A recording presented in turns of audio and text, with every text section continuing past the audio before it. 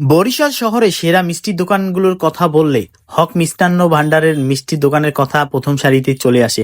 এখানে পাওয়া যাচ্ছে রসমালাই, রসগোল্লা সহ নানা পদের মিষ্টি এবং বরিশালে সুদীর্ঘ 30 বছর যাবত কিন্তু তারা সুনামের সাথে এই মিষ্টির ব্যবসা করছে। আমি যে এটা প্রমোট করছি ব্যাপারটা না, বরিশালে বাজার রোডে তাদের এই দোকানটি অবস্থিত এবং এটা একটু ওল্ড ঢাকা আপনারা যেভাবে দেখেন এভাবে ওল্ড বরিশাল এই জায়গায় এক্সপ্লোর করতে পারবেন। এখানে সকল ধরনের মিষ্টি পাবে, আমি স্পেশাল ভাবে কিছু নিচ্ছি না।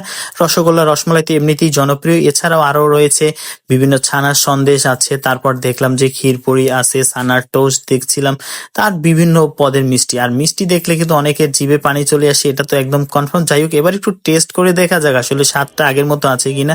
একটা বড় সাইজের একটা রসগোল্লা নিলাম, দেখলাম যে আর এদের শিরাটা কিন্তু একটু ঘোলাটে না, একটু একদম পানির মধ্যে ট্রান্সপারেন্ট। এবার একটু খেয়ে দেখি।